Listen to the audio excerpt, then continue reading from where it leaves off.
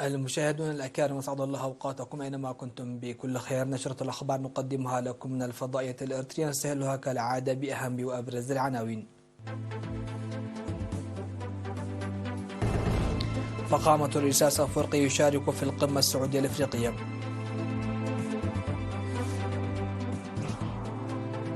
دعوة للانتقال إلى مواقع آمنة لسكان إيرافيلي.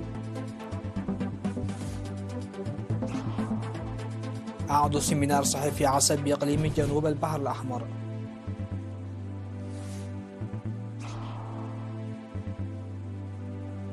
الولايات المتحدة وإسرائيل تشنان غارات جوية على مواقع عسكرية في سوريا. واشنطن وسول تتشاركان مخاوف بشأن تعاون موسكو وبيونغ يانغ. وبوتين وتوكايف يؤكدان استراتيجية العلاقات بين روسيا وكازاخستان. أهلا بكم إلى تفاصيل النشرة. شارك فخامة الرئيس أفورقي في القمة السعودية الإفريقية الأولى التي التأمت في العاصمة السعودية الرياض خلال 10 من نوفمبر تحت شعار شراكة مثمرة. هدفت القمة التي تعتبر الأولى من نوعها التي عقدت في مركز الملك عبد العزيز الدولي للمؤتمرات بحضور قادة وممثلو الدول والحكومات إلى تعزيز الشراكة الاستراتيجية بين الدول الإفريقية والمملكة العربية السعودية في مجالات الاقتصاد والاستثمار والتجارة والتنمية والسياسة والأمن والتنمية والثقافة وغيرها.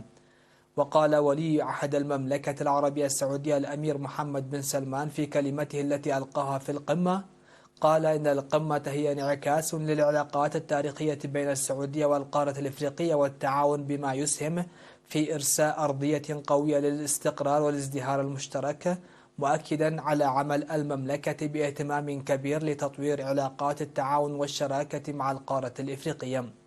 وأعلن سمو الأمير محمد بن سلمان تخصيص المملكة العربية السعودية مبلغ $1,000,000,000 لمشاريع برامج التنمية في إفريقيا في السنوات العشرة القادمة. تجدر الإشارة إلى أن الرئيس سياس أفورقي توجه إلى المملكة العربية السعودية صباح يوم 9 من نوفمبر على رأس وفد ضم معالي وزير الشؤون الخارجية السيد عثمان صالح، ومسؤول الشؤون الاقتصادية في الجبهة الشعبية للديمقراطية والعدالة السيد حاغوس قبري هوته، ووزير التجارة والصناعة السيد نصر الدين محمد صالح. في غضون ذلك شاركت إريتريا في المؤتمر الاقتصادي السعودي الإفريقي في الرياض يوم 9 من نوفمبر. وناقش المؤتمر بناء شراكات مستدامة في مجال الطاقة والاستثمار في المستقبل، وتعزيز التعاون لضمان الأمن الغذائي الإقليمي والعالمي والموارد البشرية كعامل حاسم للنمو الاقتصادي والتنموي.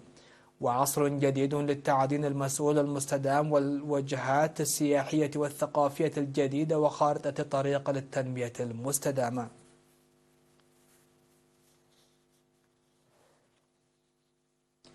دعا مديرية فرو بإقليم شمال البحر الأحمر السيد عثمان عرفة سكان إيرافيلي على الانتقال إلى أماكن أكثر أمانا تجنبا لمخاطر السيول.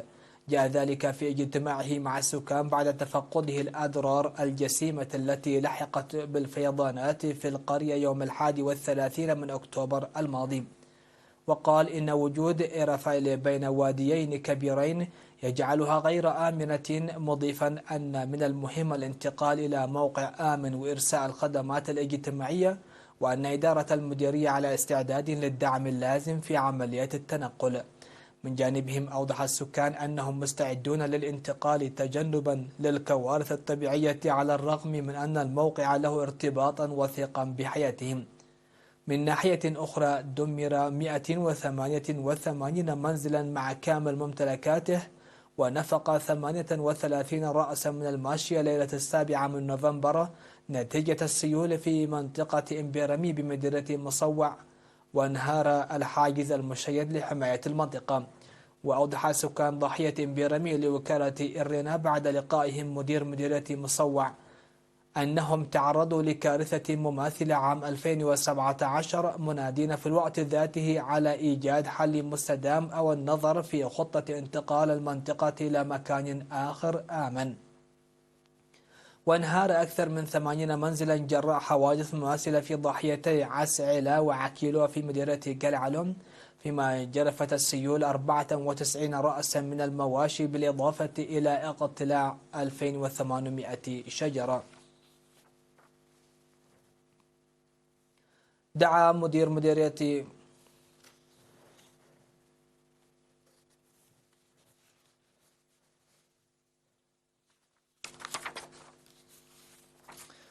قال سكرتير الجبهة الشعبية للديمقراطية والعدالة في إقليم عنسبة السيد هيلة ولد برهان في الاجتماع الذي عقده يوم 8 نوفمبر للمعلمين في حاضرة إقليم عنسبة مدينة كرن أن تحسين جودة التعليم في الإقليم يتطلب مشاركة وجهود جميع شرائح المجتمع بشكل عام والمعلمين بشكل خاص. وجاء الاجتماع مواصلة للاجتماعات التي عقدت مع إدارات الدواحي ولجان القرى وأولياء الأمور والمعلمين ومجتمع التعليم في جميع المديريات.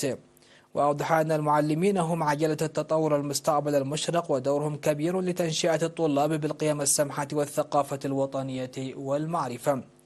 من جانبه دعا مسؤول الشؤون السياسية في الجبهة الشعبية للديمقراطية والعدالة في إقليم عنسبة الأستاذ صالح إبراهيم دعا إلى تضافر جهود لحل نقاط الضعف في العملية التعليمية. وحث مسؤول التعليم في مديرية كرن الأستاذ يوسف عباس اللاسي على استمرارية مثل هذه اللقاءات لدورها في الدفع بالعملية التعليمية لأنها تعزز تطوير التعليم. وأخيرا أوصى المشاركون بإيلاء التعليم الابتدائي اهتماما كبيرا باعتباره أساس صحة التعليم والحياة القادمة. نظم مكتب الزراعة والأراضي في الإقليم الأوسط دورة تدريبية تمثلت في طهي البطاطا الحلوة وأوراق التين الشوكي لأكثر من 70 خبيرا في التدبير المنزلي في الإقليم. وأوضحت مسؤولة التدبير المنزلي في القسم السيدة سقويني يعبيو في ختام التدريب المنتظم يوم 9 نوفمبر أن الهدف الرئيسي للتدريب هو زيادة إنتاج البطاطا الحلوة والتين المغذية. وقدم شرحا عن خصائص البطاطا الحلوة ومحتواها الغذائي وفوائدها الصحية. وذكر قسم الزراعة والأراضي السيد تخصي قبر قرقيش أن معظم المتدربين يعملون في إطار وحدة التدبير المنزلي في الريف والحضر، داعيا لنقل المعرفة المكتسبة إلى المزارعين في أماكن تواجدهم. عقد فرع الكونفدرالية الوطنية للعمال بإقليم جنوب البحر الأحمر سيمينار صحي من 2 وحتى 6 نوفمبر بالتعاون مع مكتب وزارة الصحة في الإقليم. وهدف السيمينار الذي شارك فيه ممثلون للاتحادات العمالية والاتحادات الوطنية إلى رفع مستوى المعرفة والوعي العالمي بالأمراض المعدية بشكل عام وفيروس نقص المناعة المكتسبة الأيدز والسل بشكل خاص. وتناول السيمينار بالتفصيل وضع هذه الأمراض على مستوى الإقليم، موضحا انخفاض معدلات الإصابة بمرض الأيدز نتيجة لارتفاع مستوى الوعي. ودعا رئيس فرع الكونفدرالية الوطنية للعمال السيد حسين خالد العمال على توسيع وتعميق معرفتهم بالأمراض حتى لا تقل إنتاجيتهم بسبب الأمراض المعدية باعتبارهم العمود الفقري لاقتصاد ومجتمع البلاد. وذكر بأن هذا السيمينار جزء من الأنشطة التي تهدف إلى التأكيد من صحة العمال وأداء واجباتهم بشكل صحيح وزيادة إنتاجيتهم والتأثير على محيطهم. مشاهدينا فاصل قصير ومن ثم نعود لمتابعة الأنباء على الصعيد العالمي.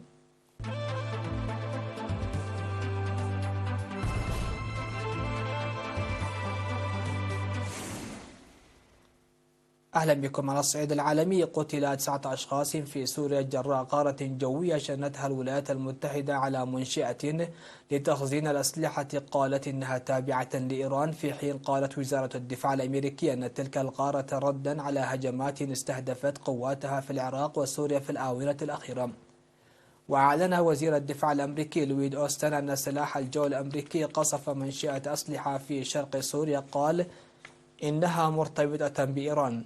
وقال أوستن في بيان إن القوات العسكرية الأمريكية نفذت ضربة دفاعا عن النفس ضد منشأة في شرق سوريا يستخدمها الحرس الثوري الإيراني وجماعات تابعة له. وأشار البيان إلى أن الضربة نفذتها طائرتان أمريكيتان من طراز F-15 وجاءت ردا على الهجمات التي استهدفت القوات الأمريكية في العراق وسوريا في الآونة الأخيرة.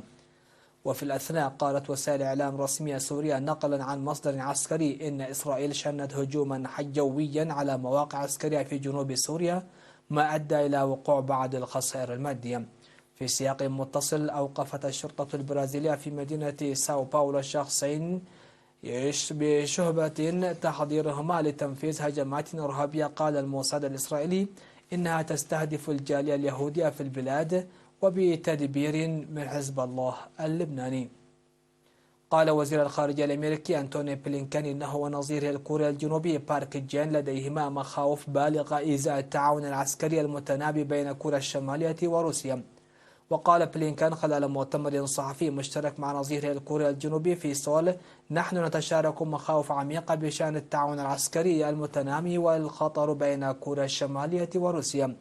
وقال الوزيران أيضا إنهما ناقشا العمل معا لتنفيذ ما تسمى استراتيجية الردع الممتدة لمواجهة ما يصفانها بالتهديدات من كوريا الشمالية وتعزيز التعاون الاستراتيجي مع اليابان. وتنفي كوريا الشمالية وروسيا عقد أي صفقات أسلحة رغم أن زعيمي البلدين تعهدا بتعاون عسكري وثيق عندما التقيا في سبتمبر الماضي في أقصى شرق روسيا. أشاد رئيس روسيا فلاديمير بوتين وكازاخستان قاسم جومارت توكايف بالعلاقات بين البلدين، ولا سيما في ظل المؤشرات الاقتصادية التي تؤكد متانة هذه العلاقات التي وصفها بالاستراتيجية. وجاء ذلك خلال كلمة ألقاها بوتين وتوكايف من أستان عبر تقنية الفيديو خلال جلسة العامة للمنتدى 19 للتعاون الإقليمي بين روسيا وكازاخستان المنعقد في مدينة كوستناي شمال غرب كازاخستان. وأشاد الرئيس الروسي ونظيره الكازاخستاني قاسم بالعلاقات بين بلديهما في مقابلات قبل اجتماعهما المقرر في أستانا على مسافة أكثر من 1000 كيلومتر إلى الجنوب من المقرر عقد قمة لمنظمة التعاون الاقتصادي آكو الإقليمية في العاصمة الأوزبكية طشقند. وسيشارك في القمة الرئيسان الإيراني إبراهيم رئيسي والتركي رجب طيب أردوغان، بالإضافة إلى رئيس الوزراء الباكستاني أنور الحق كاكار وقادة من آسيا الوسطى. افتتحت إندونيسيا مزرعة عائمة للطاقة الشمسية بقيمة 100 مليون دولار، وهي الأكبر في جنوب شرق آسيا، في إطار سعيها لمزيد من الفرص للانتقال إلى الطاقة الخضراء والمتجددة. وتم بناء مزرعة الطاقة الشمسية العائمة في سيراتا، والتي من المتوقع أن تولد ما يكفي من الكهرباء لتزويد 50,000 أسرة بالطاقة، وذلك على بعد حوالي 130 كيلومترا من العاصمة جاكرتا. وقال الرئيس جوكو وبدودو في كلمة ألقاها بمناسبة هذه المناسبة: هو يوم تاريخي لأن الحلم ببناء محطة للطاقة المتجددة على نطاق واسع قد تحقق أخيرا. استغرق المشروع، وهو عبارة عن تعاون بين شركة الكهرباء الوطنية الإندونيسية بيروساهان ليستريك نيجارا وشركة مصدر للطاقة المتجددة ومقرها أبو ظبي 3 سنوات لإكماله، وتكلف حوالي 100 مليون دولار. تقع مزرعة الطاقة الشمسية في منطقة خضراء مورقة تحيط بها حقول الأرز، وتتكون من 340 ألف لوحة. مشاهدينا، ختاما لنشرة هذا المساء هذا تذكير بأبرز العناوين. فخامة الرئيس إسياس أفورقي يشارك في القمة السعودية الأفريقية.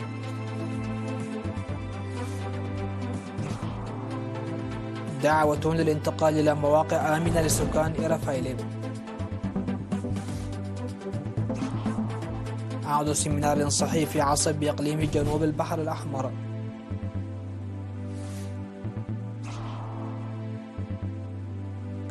الولايات المتحدة وإسرائيل تشنان غارات جوية على مواقع عسكرية في سوريا. واشنطن وسول تتشاركان مخاوف بشأن تعاون موسكو وبيونغ يانغ. وبوتين وتوكايف يؤكدان استراتيجية العلاقات بين روسيا وكازاخستان. مشاهدينا الكرام، هكذا نكون قد وصلنا وإياكم إلى نهاية نشرة هذه الفترة. هذه تحيات وتحيات الفريق العامل، والسلام عليكم ورحمة الله.